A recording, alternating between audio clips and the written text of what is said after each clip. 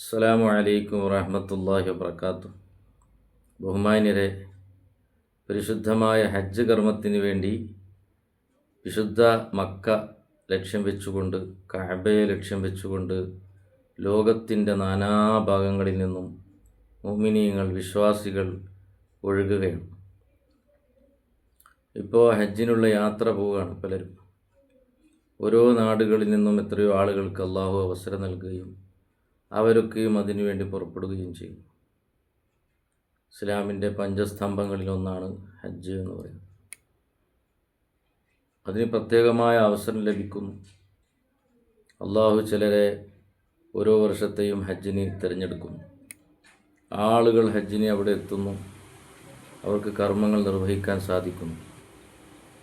ആ പോകുന്ന ആളുകൾ അള്ളാഹുവിൻ്റെ അതിഥികളാണ്. ഇബ്രാഹിം നബി അലൈഹി ഇസ്ലാമിൻ്റെ വിളിക്കുത്തരം ചെയ്തവരാണ്. അവരെ യാത്രയാക്കുകയും അവരോട് ദുആ കൊണ്ട് വസിയത്ത് ചെയ്യുകയും അവർക്ക് വേണ്ടി ദുആ ചെയ്യുകയും ചെയ്യേണ്ടതൊക്കെ നമ്മുടെ കടമയാണ്.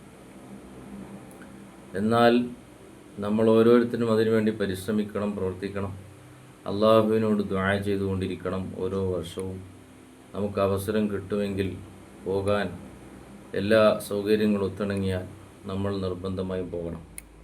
ചിന്തിക്കാതിരിക്കലാണ് ഏറ്റവും നല്ലത്. നല്ല ആരോഗ്യമുള്ള സമയത്താണ് ഹജ്ജ് ഉംറയൊക്കെ ചെയ്യേണ്ടത്. വളരെ അവശരായ അവസ്ഥയിൽ അല്ലെങ്കിൽ അവശരായ അവസ്ഥയിൽ നമ്മൾ ഹജ്ജിനും ഉംറക്കൊക്കെ പോയി അവിടെ പ്രയാസപ്പെടും. അപ്പോൾ ആരോഗ്യമുള്ള സമയത്ത് പോകാൻ വേണ്ടി ആഗ്രഹിക്കുകയും പ്രാർത്ഥിക്കുകയും ഒക്കെ ചെയ്യണം. അല്ലാഹു തആല അതിന് നമുക്കൊക്കെ തൗഫീഖ് ചെയ്യുമാറാവട്ടെ. ഈ വർഷം ഹജ്ജിന് പോകുന്ന ആളുകൾക്കൊക്കെ അള്ളാഹു അവരുടെ യാത്രകൾ എളുപ്പമായി കൊടുക്കുമാറാവട്ടെ. നമുക്കെല്ലാവർക്കും ശുദ്ധ കഅബ ലക്ഷ്യമാക്കി പോകാനും അവിടെ ഹജ്ജ് കർമ്മങ്ങൾ, മറ്റു കർമ്മങ്ങൾ കൃത്യമായി നിർവഹിക്കാനും അല്ലാഹു തൗഫീഖ് ചെയ്യുമാറാവട്ടെ. ഹജ്ജിൻ്റെ ആ വേളയിൽ പ്രാർത്ഥനയ്ക്ക് ഉത്തരം കിട്ടുന്ന ധാരാളം സ്ഥലങ്ങളിൽ നമ്മൾ പ്രാർത്ഥിക്കണം. അതുപോലെ ഉംറയ്ക്ക് പോയാലും സാധിക്കും. ഹജ്ജിൻ്റെ സമയത്ത് പ്രത്യേകിച്ച് അറഫൻ്റെ ആ ഒരു സന്ദർഭത്തിൽ അറഫയിൽ നിൽക്കുമ്പോൾ അവിടുത്തെ പ്രാർത്ഥന വലിയ പ്രതിഫലാർഹമായ ഉത്തരം പ്രതീക്ഷിക്കപ്പെടാൻ പറ്റുന്ന പുണ്യമായ പ്രാർത്ഥനയാണ്.